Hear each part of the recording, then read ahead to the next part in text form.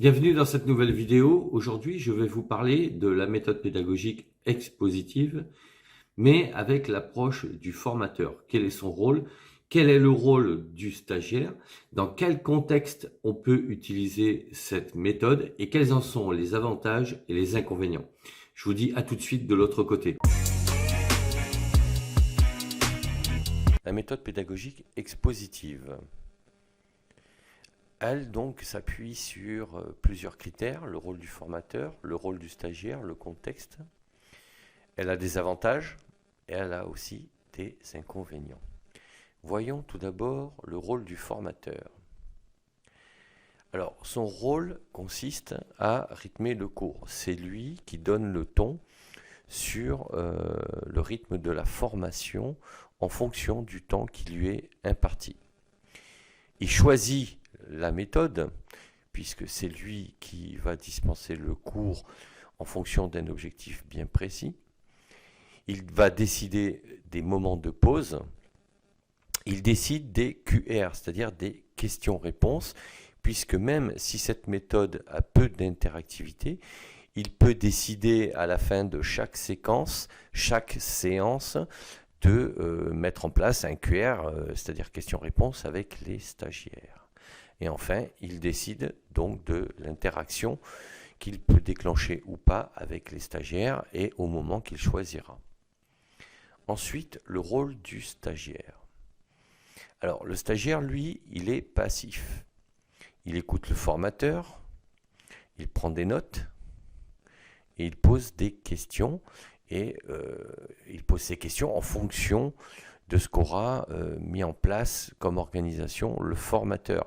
Si en début de session, le formateur annonce qu'il y a des QR à la fin de chaque séquence de formation, le stagiaire ne pourra pas poser de questions pendant le cours. Il devra attendre la fin de ces séquences. Et donc, le stagiaire suit le rythme du formateur. Ensuite, le contexte. On va avoir la salle de formation, c'est-à-dire que la méthode pédagogique peut s'appliquer en salle de formation. Elle peut également s'appliquer en amphithéâtre. Alors quand je dis amphithéâtre, ça peut être un petit amphithéâtre ou un amphithéâtre universitaire, à partir du moment où le formateur, bien évidemment, a de quoi se faire entendre. Alors si c'est un petit amphi, il n'aura pas besoin de micro. En revanche, avec un grand amphithéâtre, il aura certainement besoin d'un micro. Et sinon, ça peut également se passer dans une salle de réunion, puisqu'aujourd'hui, en entreprise, rares sont celles qui ont les deux comme ça options. Elles ont soit l'option, elles ont une salle qui sert de salle de réunion et de salle de formation en même temps. Enfin, dans tous les cas, la méthode expositive s'adapte à pratiquement tous les contextes et c'est pour ça qu'elle est pratique. Alors les avantages de cette méthode, c'est qu'elle permet une transmission de beaucoup d'informations puisque le formateur n'est pas interrompu par les stagiaires. Il peut donc dérouler son cours au rythme qu'il a décidé et s'il a besoin d'aller vite, à ce moment-là, c'est lui qui choisit son timing. Donc le formateur a la main sur le déroulement du cours.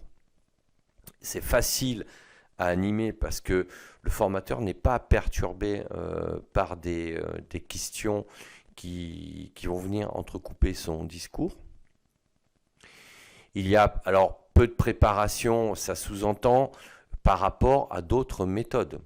Parce que si vous prenez par exemple la méthode pédagogique interrogative, il va falloir faire le cours, il va falloir préparer les questions, il va falloir réfléchir sur l'organisation des séquences en fonction des moments de cours et des moments de questions.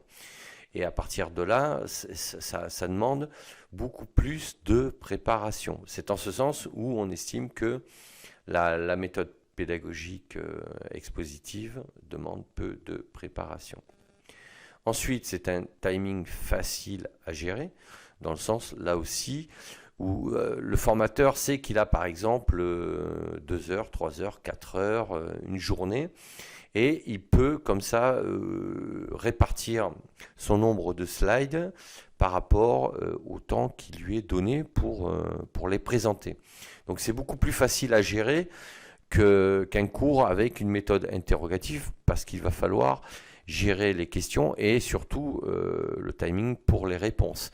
Il va falloir que le formateur ne se fasse pas déborder et puisse garder comme ça le bon timing jusqu'à la fin de sa session de formation.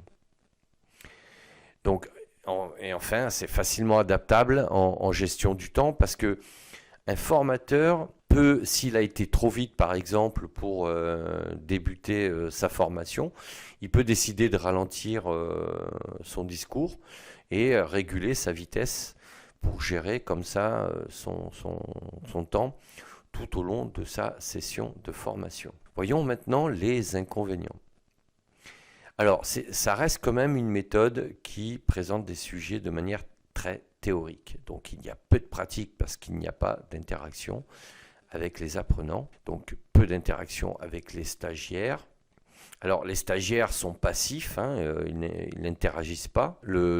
Ça peut aussi être assez monotone parce que entendre parler un formateur comme ça, si c'est une formation pendant une journée, ça peut devenir très monotone, et pour l'attention des stagiaires, ça peut devenir problématique pour le formateur, parce que faire des discours pendant 1 heure ou 2 pour faire des pauses, en général il y a une pause le matin, une pause l'après-midi, voilà, pour une formation d'une journée.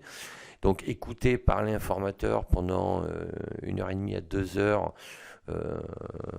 3-4 fois dans la journée, donc 3-4 séances de 2 heures dans la journée, ça peut devenir un peu lourd pour les stagiaires. Et voilà, les stagiaires, eux, l'inconvénient, c'est qu'ils restent passifs. Donc ils sont là, ils prennent des notes, mais quand ils ont une question qui leur vient à la tête, ils ont pas. Alors, faut qu'ils notent leurs questions, mais en même temps, pendant qu'ils font ça, ils prennent plus de notes. Et comme le formateur, lui, ne s'arrête pas pour suivre le rythme des stagiaires, ça peut être un peu compliqué pour les stagiaires pour préparer leurs questions lorsqu'elle leur vient comme ça à l'esprit. Donc en conclusion, la méthode pédagogique expositive, c'est une méthode rapide à mettre en place pour le formateur. C'est adaptable dans de nombreux contextes, mais il y a peu d'interactivité. Et en ce sens, c'est une méthode qui est appréciée par les formateurs, mais qui est à utiliser à bon escient, voire à conjuguer avec d'autres méthodes en fonction du temps d'intervention du formateur. Parce que une semaine de méthode pédagogique expositive, ça peut devenir très lourdingue pour les stagiaires. Voilà ce que je voulais vous dire sur cette méthode. Si cette vidéo vous a plu, n'hésitez pas à mettre un pouce bleu vers le haut, à vous abonner à la chaîne, et sachez que vous pouvez télécharger librement et gratuitement mes 2 e-books, Trouvez sa voie et accomplissez-vous, dont je vous mets les liens dans la description de la vidéo. Et je vous mets également le lien pour ceux qui le souhaitent, commander mon livre sur Amazon, Développement personnel, les 3 piliers. Je vous dis à bientôt pour d'autres sujets, et d'ici là, portez-vous bien. Ciao, ciao.